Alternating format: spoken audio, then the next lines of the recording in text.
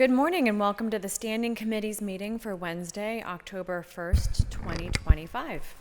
All council meetings will be live streamed on the city's website, and for guest speakers, please do not turn off your microphone. Our first order of business is roll call. Will the clerk please take the roll? Mr. Charlin. Here. Mr. Coghill. Ms. Gross. Mr. Lavelle. Here. Mr. Mosley. Here. Ms. Cal Smith. Ms. Warwick. Mr. Wilson. Here. Ms. Strasburger, Chair. Here. 5 members present. Thank you. Our next order of business is public comment. I would like to remind all speakers that the rules of council state that comments are limited to matters of concern, official action, or deliberation, which are or may be before City Council. Profanity will not be permitted. Please state your name and neighborhood for the record. You will have 3 minutes to speak. Our first registered speaker is Laura Chu Weens. Do not see Laura today. Our next registered speaker is Maddie McGrady.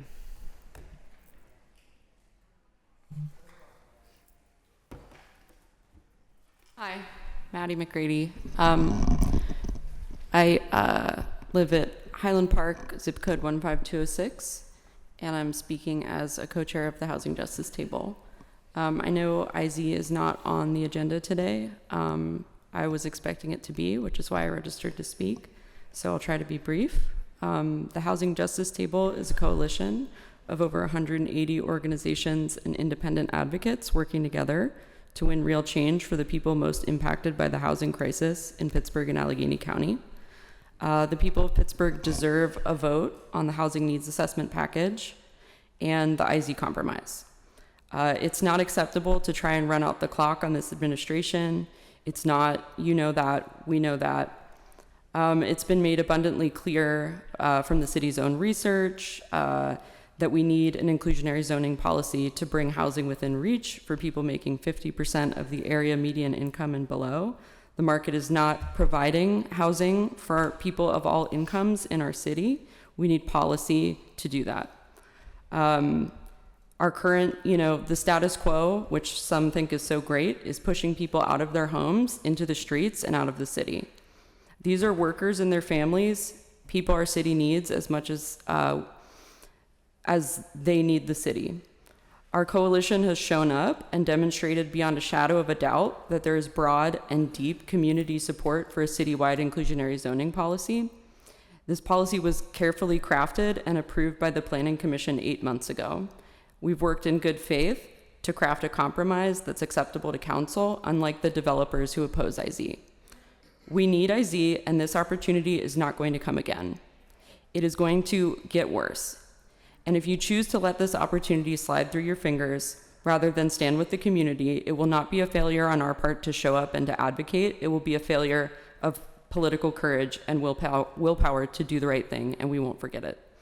The setup is there, and it's time to have some courage and deliver a Pittsburgh for all of us. Pass IZ. Thank you. Thank you. Next speaker is Rhonda Strozier.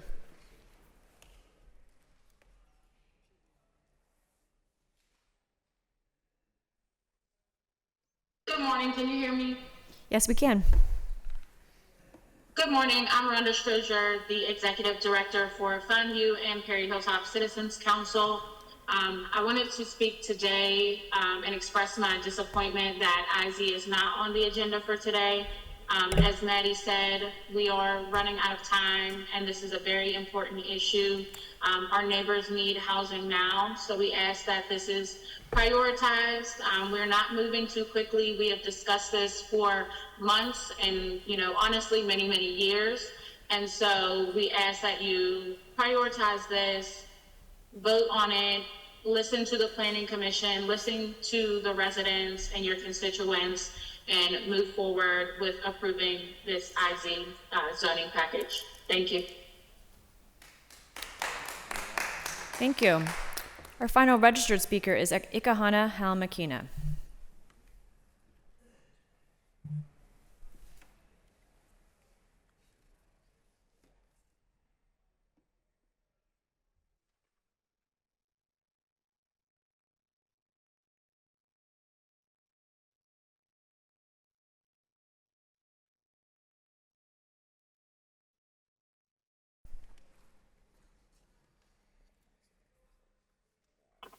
Greetings and good day. My title is Chief Ikahana Howell Makina. I am the Grand Inca of the Iroquois Confederacy of Aborigine American People. Today I have a question for each of you. So if you're on your phones, please put your phones down and pay attention. We'd like to know, what is your plan?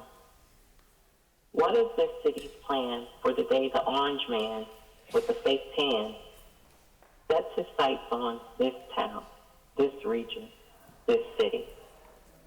It is my hope, and the hope of many others, that this body of government is using its time to plan. Using those closed-door meetings that you all have to take a proactive approach to protecting the people in this region, who you sworn an oath to represent and protect, and those beyond those measures. It pains me to have to ask this question, but I know that it's imperative that I do and bring these questions before you. The people want to know if you will sit idly by while war is waged on the most vulnerable, marginalized, and underserved population in this city. Some of you yourselves have become the Donald Trump of Pittsburgh, pushing projects that continue to marginalize people and displace people, allowing predatory developers to come to the city and profit off the vulnerable backs of hard-working people. It is time, and I urge you to put people over profit, plant more shady deals, make shady trees, and less shady deals. Thank you. That is my time. Thank you. There being no further registered speakers, we will now take comments from those in the audience wishing to speak. Thank you. Carlino Giampolo, Panther Hollow. I will be reading excerpts from a letter sent to Councilmember Bob Charland on September 20th by Anthony E. Colombo Jr. Esquire, board member of the Italian American Civil Rights League. Dear Councilmember Charland, this letter follows my correspondence of September 2nd, 2025, in which I urged you, on behalf of the Panther Hollow community, to take immediate action against the unlawful occupation and construction occurring in what is now being called the Oakland DIY Skate Park. That time I proposed reasonable alternatives to resolve the matter without litigation. Since then, the violations have escalated. Over 10 yards of concrete have been poured into the park in direct contravention of city law. Specifically, no permits were obtained as required the Pittsburgh Code. No inspections were conducted as mandated under city building and safety regulations. No notice was provided to residents, a violation of due process obligations when altering public space. The result is that a small self-appointed group has effectively seized public property and converted it to their private use. This is not an informal community process. It is an illegal construction site operating without permits, licenses, or legal authority. As a council member, you are obligated to enforce the city's zoning and permitting laws. If the city fails to act, it will not merely be turning a blind eye to unlawful conduct, it will be complicit in it. The failure to enforce city code and related provisions exposes the city to potential litigation and liability. If you do not act, the residents of Panther Hollow will be forced to pursue judicial remedies. That process will compel disclosure of city records, correspondence, and internal communications regarding this unlawful construction. The choice before you is clear. Uphold the law, protect the rights of your constituents, and restore fairness to Panther Hollow. or allow an illegal takeover to stand and accept the legal, political, and financial consequences. End of excerpts. The entire letter is on the website, pantherhollowplayground.com. pantherhollowplayground.com. Councilmember Charlin, summon your courage and shut down the illegal skate park. Thank you. Thank you. Next speaker, please. Hello, I am back in your city. I went to school here at Point Park and also graduated Pittsburgh Institute of Mortuary Science. I am now here. I am on the, Duquesne campus on Watson Street. Sorry, can you say your name, please? Keetsa Brown. Thank you. And I'm here in regards to District 1. I've been vacillating back and forth from Ohio through Youngstown to Pittsburgh. I purchased a bus ticket last week, and I got there into Youngstown to come home. Guess what? There was no bus. I found this out while I was stranded. When I called to get remedy of how I was going to get from Youngstown to Pittsburgh, called the bus station, called Greyhound, they told me to get a hotel room, that there is no longer no bus, and too bad, too sad. And I was like, what? I said, I just got in touch with you guys a few weeks ago regarding a gentleman in the Pittsburgh location that got the wrong ticket, and I watched this elderly white man go over to customer service where they told him there is no longer a Greyhound and that there was no one in customer service for Flex or Felix or whatever, and that they were the cleaning people. So I called Wilson's office. I called the representative, Abby, and I was told they didn't get in regard, they didn't have anything to do with the bus station. I was told by the representative that they don't get in legal matters and to figure it out. I came here yesterday to the mayor's office, and then I came over to the councilman's office, and they said that everyone was gone for today. And I stand here before you today, Wilson. I have a ticket. I have no way to get remedy. I got 5 800 numbers, and I would like to speak to you on how I'm going to get my money, and why would elderly people be in a bus station with no resources, with nothing? And how would Pittsburgh, and why would Pittsburgh allow that? You have elderly people vacillating back and forth, and there is no one in this place to help them. And I watched it, and I go back and forth for business in regards to my personal business in Ohio. Ended up stranded, was told to stay outside until 4 a.m. when another bus was coming. That is not right. And when I read your portfolio regarding you, it spoke of business and how you are going to make your district better. And I do have need of you, as well as the elderly, and who in God's green earth have a bus station with no customer service and no one there to help the elderly. I'm going to practice here. I hope I don't have to pick up nobody at the bus station because the youth have gotten a hold to them. Thank you. Thank you. Next speaker, please.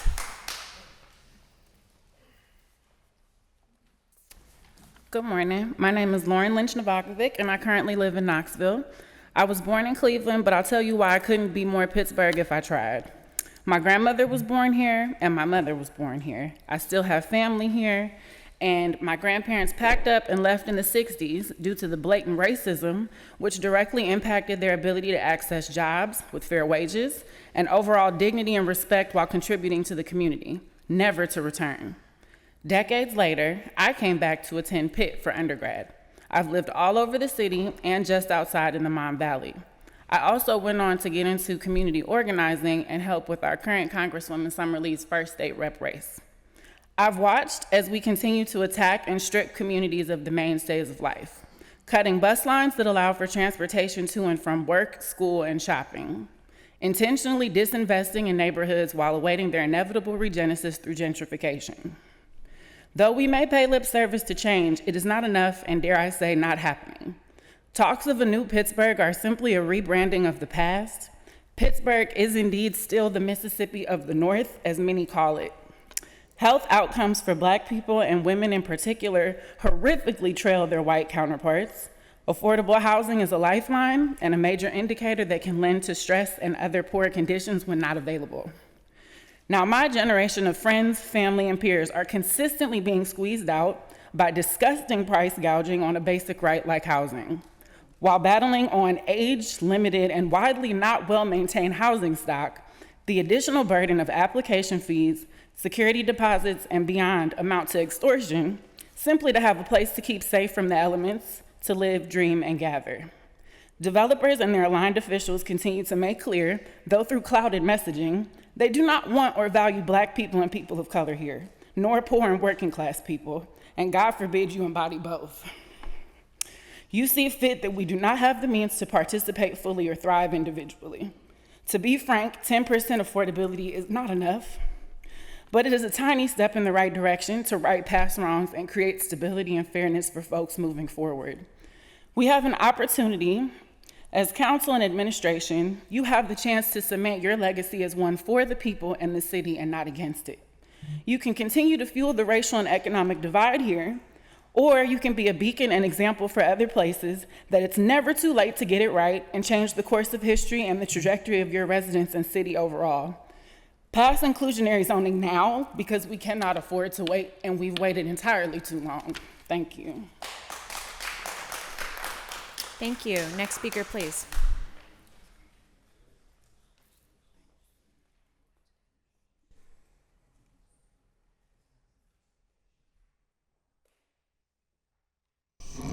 My name is Yvonne F. Brown. I live at 715 Mercer Street. That's the high rise up at the top of Bedford with 190 apartments in there. Yesterday, I talked about one of our maintenance men, Lamont, that was leaving. And I was saying that we were saddened as the elders because of him and the way that he respects us, gave us much respect. Because sometimes at 6 o'clock in the morning, there's little old ladies down there asking them questions, and I never saw him give a crossword or an angry look. We were saddened because they had recently fired another maintenance man, male. And the citizens, when we get employees or people that work with us that give us respect, we want and we will fight for them. Now, we found out that they fired male. And when I saw him, and I was saying that I will come down here to City Council and explain that the seniors were concerned because we found out that he had not been given a fair chance. And the reason why I say that is that in our building, we have foreigners, and there's a Chinese or Japanese. But he heard us saying about him being fired. And he said, who, the tall one? The tall one? And he said, oh no, he's so nice. Now, for a foreign man to speak up for him, to say that the respect that he gives us. Now, I also wanted to try to explain to you that when I come down here and talk about Katie Irvis Tires, because when they took the bus line from Katie Irvis down to Mercy Hospital, we have no bus to go down there. I came and I would be fussing at Mr. Lavelle. Mr. Lavelle never answered me except we were on the elevator that one time. He says, Miss Brown, you keep coming down here telling me you need to be over at county council. And when I went over to the county council, Dwight Watson, who is our man, said no. They said, will you stop and talk to Miss Brown? Will you see about so-and-so? So when we were talking, he's looking at me, he's hollering. I said, I addressed you. And he's hollering and looking at the police. And he tells me that, oh, well, what I'll do, I said, the citizens are asking you to come up into the building. So he said, oh, wait a minute. So he says, I'm best friends with Saluddin's sister. And we didn't get along. So when he said her name, I said, sir. He said, I didn't got nothing to do with that. Okay, so I knew that we were not going to get any help. When we had our, You just have a nice day, and please consider what I'm saying. Thank you. Next speaker, please. Good morning. Cerise Taylor, the missing child, Special Agent Sunshine. How y'all doing? Y'all all right? Really? Y'all mask coming off, I promise.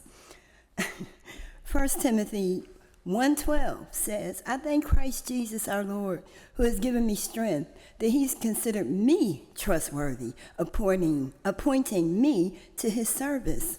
It's amazing. I'm the only one that comes up here and even talks about God. And I'm so grateful for that. Like, I can't tell you how grateful I am. Here's some wisdom from God. Proverbs 17:5 says, he who mocks the poor shows contempt for their maker.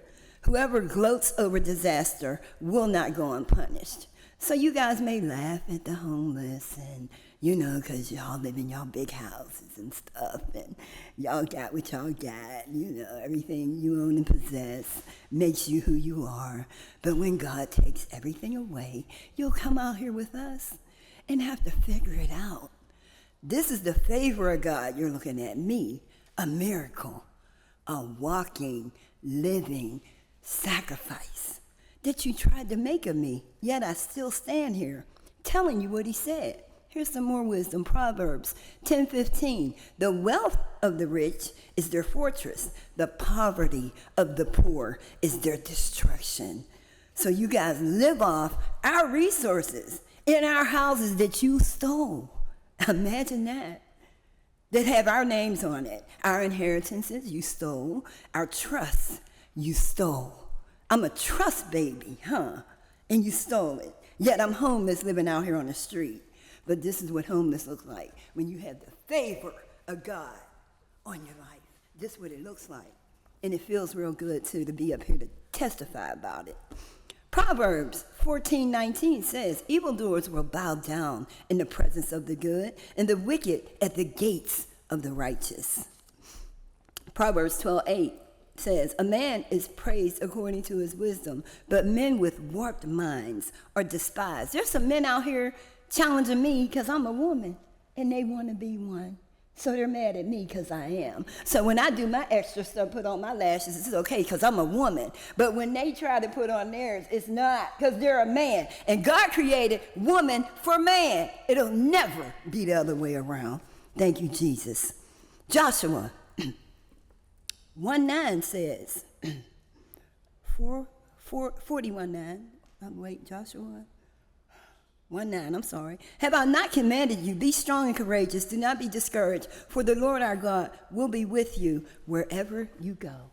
Amen. Thank you, Jesus, for loving me. Thank you. Next speaker, please.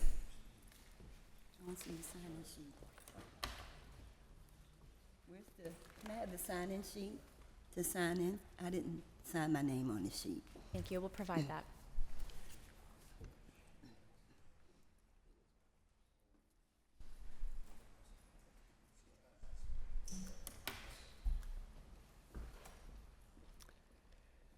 Good morning. My name is David Tessitore. Banksville's my neighborhood, Council District 2. And I've come before you numerous times talking about how we need structural solutions.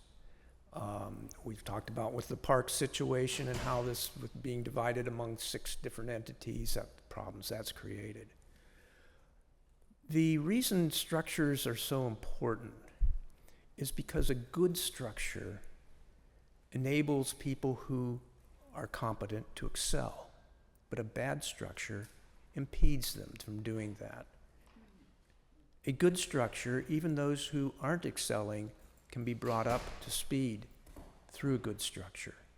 These are things that we need to consider.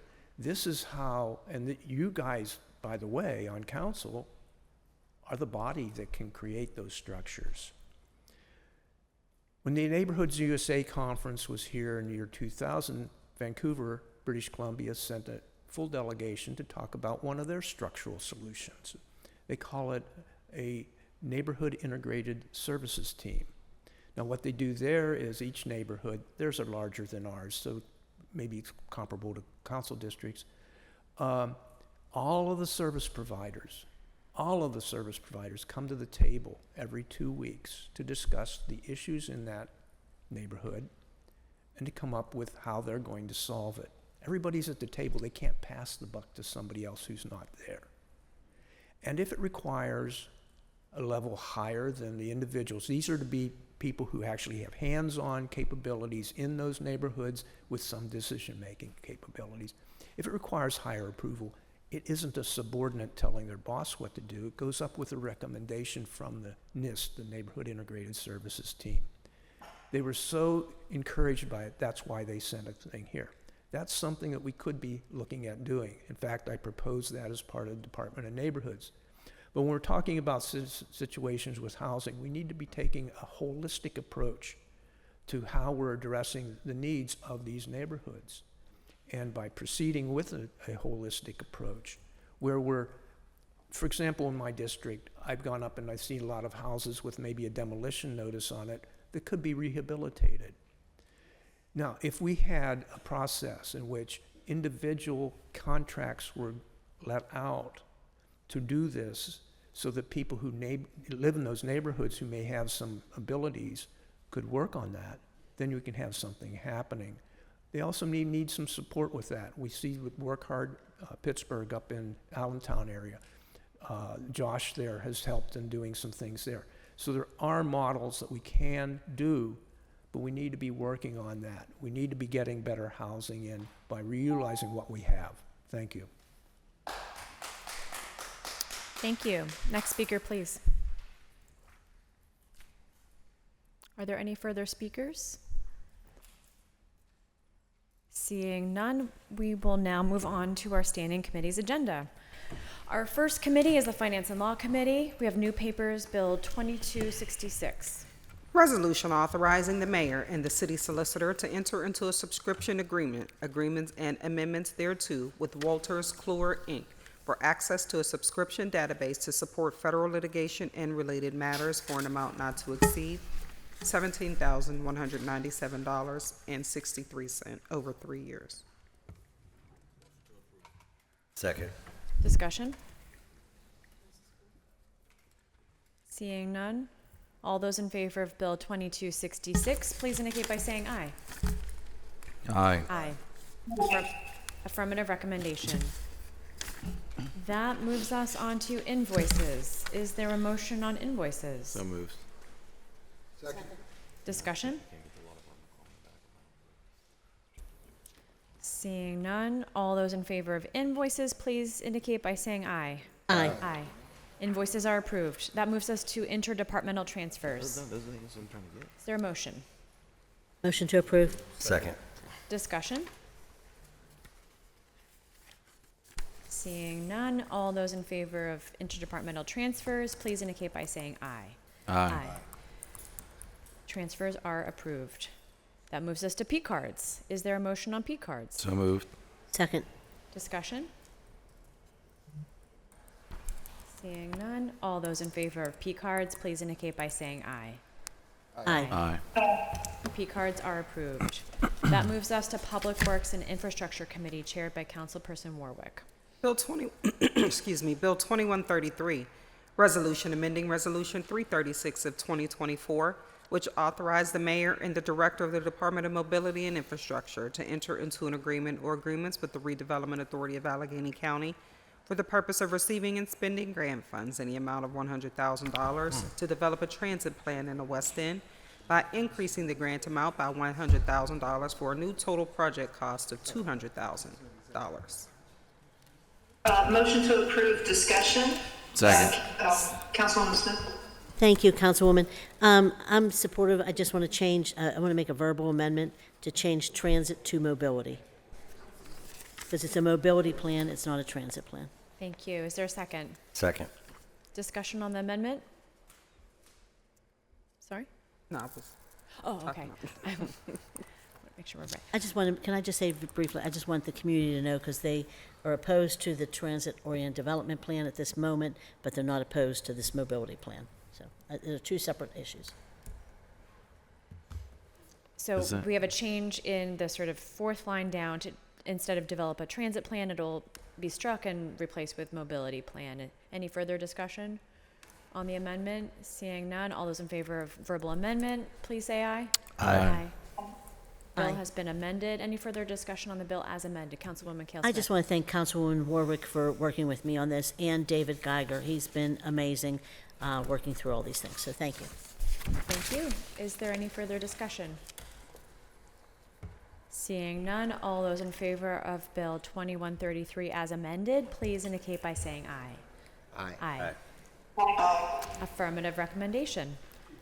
That moves us to Human Resources Committee chaired by Councilperson Charland. Bill 2264, Resolution amending Resolution 559 of 2022, which authorized the City of Pittsburgh to enter into a professional services agreement and/or contracts with Industrial Organizational Solutions, Inc. for professional consulting services in connection with police lieutenant and police sergeant position development by extending the term by 1 year and increasing the not-to-exceed amount by $74,000 for a new not-to-exceed total of $350,000. Motion to approve. Second. Discussion? Seeing none, all those in favor of Bill 2264, please indicate by saying aye. Aye. Affirmative recommendation. That moves us to Land Use and Economic Development Committee chaired by Councilman Wilson. Deferred papers, Bill 2150, ordinance amending the city code at Title VII, Business Licensing, Article 3, Sales Businesses, Chapter 719, Vendors and Peddlers, by repealing Chapter 719 in its entirety and replacing it with the new Chapter 719 to update Pittsburgh's vending program. Motion to hold 4 weeks. Second. Discussion? Seeing none, all those in favor of a 4-week hold on Bill 2150, please indicate by saying aye. Aye. Bill be held. Bill 2151. Bill 2151, resolution approving conditional use application under the Pittsburgh Code Title IX zoning, Article 5, Chapter 911, Section 91102 for Pittsburgh Water property owners for authorization of a new construction and site work at the Pittsburgh Water Campus located at 900 Freeport Road, Block and Lot 171B12, zoned RIV IMU, Riverfront Industrial Mixed Use, 12th Ward, 9th Council District. Motion to approve. Second. Discussion? Seeing none, all those in favor of Bill 2151, please indicate by saying aye. Aye. Aye. Aye. Affirmative recommendation. New papers, Bill 2267.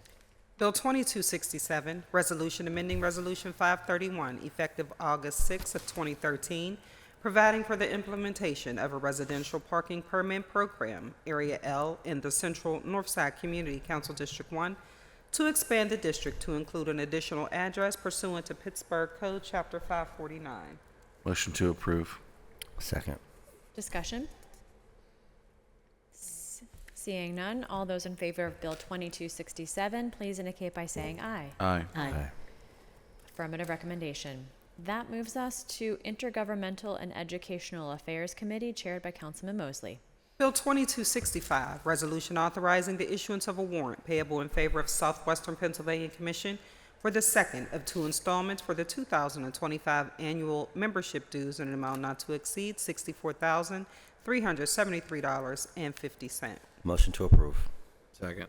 Discussion? Seeing none, all those in favor of Bill 2265, please indicate by saying aye. Aye. Aye. Affirmative recommendation. That exhausts our standing committees meeting for today. We do have meeting announcements. On Thursday, October 2nd at 11 a.m., Council will hold a cablecast public hearing on Bill 1971 regarding the naming of Room 902 in the City County Building as the John R. Sibbett Conference Room. Speaker registration will close at 9 a.m. the day of the hearing. Also on Thursday at 1:30 p.m., Council will hold a cablecast post-agenda discussion on Duquesne Lights storm response, chaired by Councilwoman Barbara Warwick. Next week, Council will hold their regular meeting on Tuesday, October 7th, and their standing committees meeting on Wednesday, October 8th, both at 10 a.m. To register to speak at these meetings, please fill out the sign-up form on the council meeting webpage by the deadline. You may also call the clerk's office at 412-255-2138. Is there anything from members?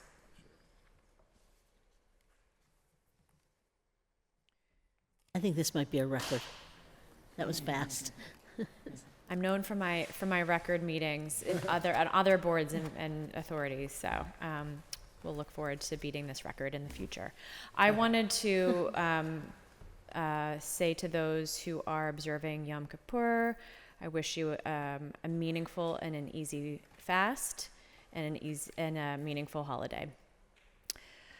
If there's nothing further, I'll take a motion to excuse the absent members, approve the minutes, and adjourn the meeting. So move. Second. All those in favor? Aye. Aye. Meeting is adjourned.